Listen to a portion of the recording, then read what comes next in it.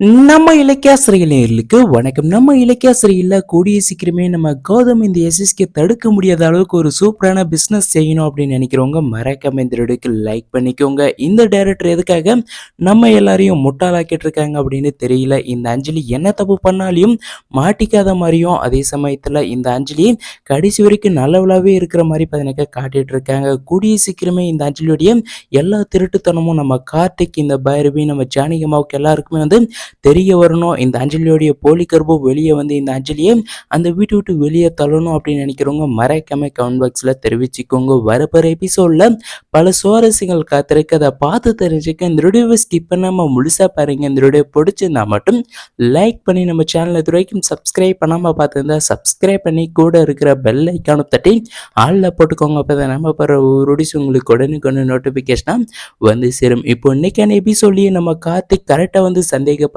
ஒருவேளை இந்த அஞ்சலி தான் இந்த பேப்பரை வந்து மாற்றி வச்சிருப்பாளோ. ஏன்னா நம்ம வீட்டில் அந்த இந்த பத்திரத்தை அம்மா கிட்ட தவிர வேற யாருக்கிட்டையும் வந்து சொல்ல கிடையாது. இந்த பத்திரத்து விஷயம் அந்த அஞ்சலி தான் ஒட்டு கேட்டு நமக்கு தெரியாத வந்து மாற்ற வச்சிருப்பா அப்படின்னு பயங்கர கோபத்தோட பதினக்க வீட்டுக்கு வந்து போயிட்டு அந்த அஞ்சலியை வந்து விசாரிக்கிறாங்க. ஆனால் அந்த அஞ்சலி முன்னாடியே பதினக்க என்ன பொய் சொல்லலாம் அப்படின்னு மாதிரி ரெடியே பதினக்க பொய்யை ரெடி பண்ணி வச்சிருக்காங்க. நம்ம கார்த்திக் போன உடனே இந்த அஞ்சலி பதினக்க அவளுடைய போலி வேஷத்தை பதினக்க ஆரம்பிச்சிடுறாங்க. இப்படிதான் நான் ஒன்றுமே வந்து பண்ணலை, நீங்கள் ஏதாச்சும் என் மேலே சந்தேகப்பட்டீங்கன்னாக்கா நான் தற்கொலை பண்ணிப்பேன் அப்படின்னு மாதிரி பதினக்க ஒரு நாடகத்தை நடத்தி நம்ம கார்த்திகை நம்ப வச்சிடுறாங்க. கார்த்திகை மட்டும் இல்லாமல் இந்த பைரவி, நம்ம ஜானகியம்மா எல்லாருமே பதினக்க இந்த அஞ்சலியை அப்படியே வந்து நம்பிடுறாங்க. அதே சமயத்தில் இந்த அஞ்சலி பதினக்க ஏற்கனவே பிளான் போட்ட மாதிரியே அந்த எஸ்எஸ்கே மேலே இப்போ நம்ம கார்த்திக் வந்து சந்தேகம் வந்துருச்சு. இப்போ நம்ம கார்த்திக் வரப்போகிற எபிசோடில் என்ன பண்ணுவார், கண்டிப்பாக அந்த எஸ்எஸ்கே போயிட்டு நேரில் நின்று கேட்க தான் போகிறாங்க. ஏன் இப்படி வந்து பண்ணுறீங்க, என்னுடைய அண்ணனை ஏன் இப்படி விடாமல் வந்து துரத்தி அடிச்சுக்கிட்டே இருக்கீங்க, கண்டிப்பாக என்னுடைய அண்ணன் மேலே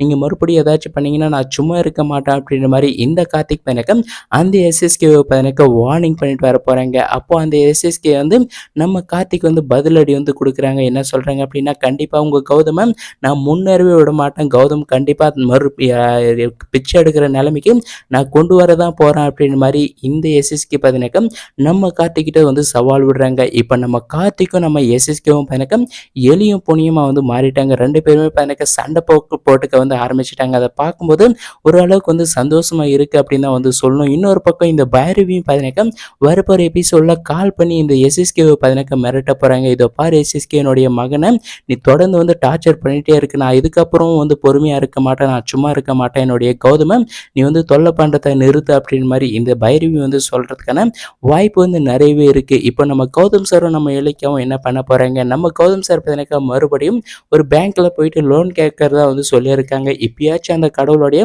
அருளால நம்ம கௌதம் சாருக்கு வந்து லோன் கிடைச்சி நம்ம கௌதம் சார் பையனுக்கு இந்த எஸ்எஸ்கே எதிர்பார்க்காத அளவுக்கு எனக்கு ஒரு மிகப்பெரிய ஒரு பிஸ்னஸை ஸ்டார்ட் பண்ணி இந்த மறுபடியும் அந்த நம்பர் 1 பிஸ்னஸ் மேனுக்கான அவார்டை வாங்கணும் அப்படின்னு நினைக்கிறவங்க மறைக்காம கமெண்ட் பாக்ஸில் வாழ்த்துக்கள் வந்து தெரிவிச்சிருங்க. நம்ம இலக்கியம் இன்னும் 2 மாதம், இன்னும் 1 மாதம் மட்டும் அந்த டீச்சர் வேலை இல்லாமல் எனக்கு ஆயமா வேலை வந்து செய்ய போகிறாங்க. கூடிய சீக்கிரமே நம்ம இலக்கியாவுக்கு டீச்சர் வேலையும் வந்து கிடைச்சிரும். அதுக்கப்புறம் நம்ம கௌதம் சார் ஒரு பக்கம் பிஸ்னஸில் முன்னேறுவாங்க, இன்னொரு பக்கம் நம்ம இலக்கியம் முன்னேறுவாங்க. வெயிட் பண்ணி பார்க்கலாம். தேங்க்ஸ் ஃபார் வாட்சிங் கைஸ்.